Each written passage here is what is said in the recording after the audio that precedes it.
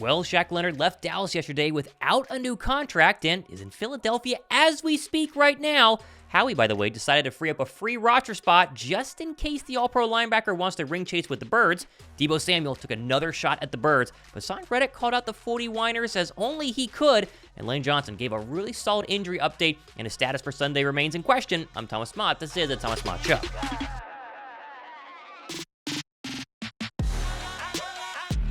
Okay, there's a ton going on in the world of Philadelphia today, but let's take a quick break and wish Desean Jackson a happy official retirement day. As the Birds announced this morning, he will retire as a member of the Philadelphia Eagles this Friday and will be an honorary team captain for Sunday's matchup versus the 49ers. And I'll just say this about Jackson. He's probably the most explosive wide receiver I've ever seen wear an Eagles uniform, and I got two really key memories of him from my childhood, of course, besides the Miracle in the Meadowlands Part 2. One is the juggling touchdown from McNabb as a rookie in the NFC Championship game, where I thought the Eagles were for sure going back to the Super Bowl, and the other was the opening play Monday night, Michael Vick in this deep shot. Oh, I love that Birds drubbing of the then Washington Redskins. Jackson was never really the same when he left Philadelphia due to Chip Kelly being an idiot. Coming back was really exciting, although that season didn't go anywhere due to injuries. But let's all drop a like for Desean Jackson retiring, and give me your favorite memory from number 10. Is it the Miracle in the Meadowlands? Is it something else? I'd love to hear your favorite memories of Desean Jackson. Okay, let's move over to linebacker, and there's some big news here. First, Jeff McClain did confirm yesterday that Zach Cunningham is expected to be out this week, possibly longer, with that hamstring strain per an NFL source.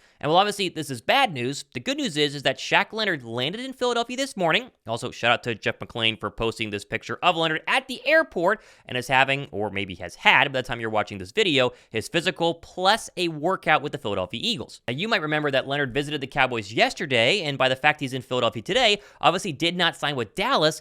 But Josina Anderson did point out that as for Leonard visits with the Cowboys, my understanding is the feeling in Dallas is he can contribute. Don't read anything in a Leonard not signing right away. Leonard is being given room right now to make a decision, though if Leonard chooses Dallas, the current expectation is he would not play this weekend. And while previous reports had suggested that Leonard might wait until this weekend to officially sign with the team, the Eagles did create a roster spot yesterday by releasing Josiah Scott, and I'd be very surprised if the Birds don't A, make a strong push to get Leonard inked by today, or at worst, maybe tomorrow, and B, the whole team is probably in the locker room right now trying to convince Leonard to sign with the Birds. And obviously, we'll go live the second that this happens, so be sure to hit the subscribe button and the notification bell, that way your phone gets an alert when or if we go live for the Leonard signing. Now, you have to remember, Leonard has very strong ties with head coach Nick Sirianni, but he also worked out with Devontae Smith this offseason in Philadelphia. Plus, if you follow Darius Slay's wife, Jennifer, on Twitter, who's a really big Eagles fan, obviously, and a great follow on Twitter, she usually drops hints when good things are happening behind the scenes with the Eagles, and well, she tweeted blessed with a bunch of D's, exclamation points, the hands, and the prayer sign at about 10 a.m. this morning,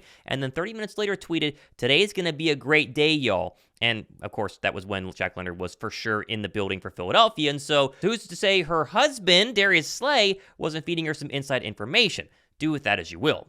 With the Cunningham hamstring injury dropping this morning, and Philadelphia going from trying to meet with Darius Slay later on this week to suddenly meeting with him the day after he met with the Dallas Cowboys, I'm all but convinced he's going to be a Philadelphia Eagle. Now, things can happen. Maybe his physical doesn't go well. Maybe his workout is a little bit unimpressive. Maybe they think Christian Ellis knows the size defense better and can play it more effectively now. But I'll be really surprised if Leonard's deal is not done sooner rather than later. He probably wouldn't be able to play on Sunday versus the Niners anyway, but I'm going to be absolutely blown away if he chooses any football team but those in Midnight Green. Now, although all eyes have been on Leonard in the linebacker spot, Lane Johnson did confirm yesterday that he will play Sunday versus the Winers, as Olivia Renner pointed out in a tweet saying, quote, "Lane Johnson told me that he's feeling good and he feels like he will be ready for this Sunday's game against the Winers. He said he popped some scar tissue in his groin from last year, which is why he was not active against the Bills." This is great news for the Birds, as their record with Lane Johnson has been a lot better than the record without Lane Johnson, although for what it's worth, Driscoll did hold his own on Sunday versus a very, very good Bills pass rush, and I guess could fill in yet again if need be. Now, speaking of Sunday versus the 49ers, remember just a few days after the Birds absolutely stomped those frauds from the Bay Area and Deebo Samuel started crying on the I Am Athlete podcast about James Bradberry? Yeah, right. Where are the holes?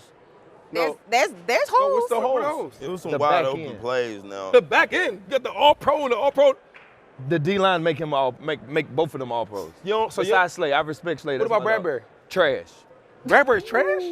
He the one that made all. Did you see the play that Brandon had? The second play of the game, he got hurt. Well, Deebo was asked about those comments this past Monday, and of course the wide receiver doubled down. Here we go.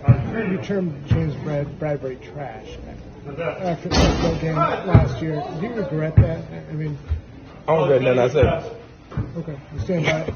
A.J. Brown apparently saw this and fired back on Twitter saying, Eagles fans, it's Troll Deebo week. You have my permission with the Planet of the Apes Go meme. And honestly, trolling is exactly what we should do for a wide receiver who has only gone over 100 yards receiving once this year, and as Eagle Nation pointed out on Twitter, complained about a dozen different ways about the Birds since the NFC Championship game loss. Haason Reddick, for what it's worth, told WIP the other day he's tired of all the crying from the darn 40-winers.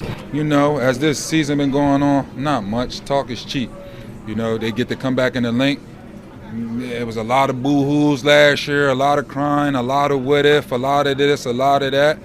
They get a chance to come back in here, line that up and prove it again. Now listen, I hate the Dallas Cowboys more than any other football team. As an Eagle fan, that is our right and our duty to hate our division rivals. But the 40-winers at this point went from being just another NFC team to, over the past 10 months, becoming my second least favorite team in the National Football League. I cannot stand the San Francisco fans who continue to complain that if Brock Purdy would have been healthy, we would have won the NFC Championship game. Just completely ignoring the fact that their defense was getting waxed all game long and gave up 31 points to the Eagles offense. You're telling me Brock Purdy would have had to have scored more than 31 against that defense, that crowd? I was there at the link. It was never going to happen. I would do anything for Philadelphia to blow out the Winers this weekend, Brock Purdy be healthy but look bad, and finally, hopefully, get those Winer fans off of our backs and stop making excuses on Twitter. Now, the more mature answer is probably what Jordan Mailata said just the other day on WIP. Quote, that didn't bother me. I was in Arizona preparing for the Super Bowl.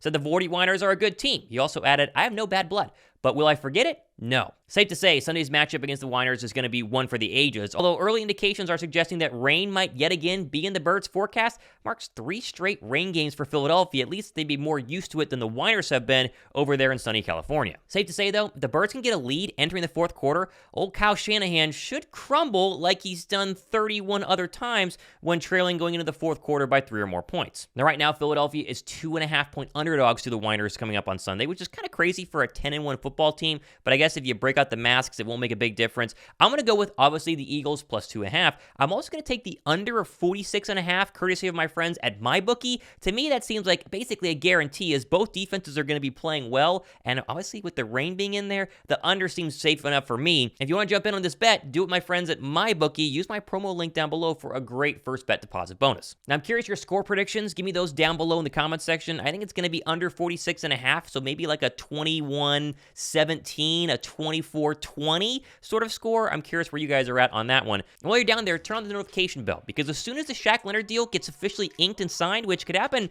at any moment, maybe by the time you're watching this video, it's already happened, we're going live. Myself and Josh Davis, as we always do, we're the first channels always to go live. We give you the latest, greatest breaking Eagles coverage, and we're going to do it again for the Shaq Leonard stuff, so be sure that you go ahead and hit that subscribe button and notification bell. That way you're notified when the latest stuff drops. I'm watching the news all day today, the way you guys don't have to. Hope you guys stay tuned for obviously plenty more stuff happening later on this week. I'm Thomas Mott. This has been The Thomas Mott Show.